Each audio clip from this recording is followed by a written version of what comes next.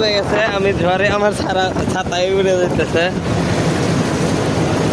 আরে কি একটা অবস্থা, আমার হাঁটু পানি হয়েছে। ইয়াল্লা ঢেউ আসতেছে, নদীর ঢেউ ঢেউ ঢেউ রে।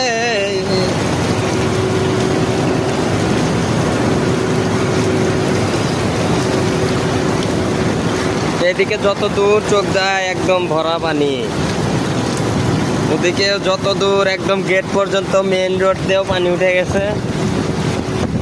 গাড়িগুলো এখন তলায় যাবে। আরে গাছগুলা সব পড়ে পড়ে আছে।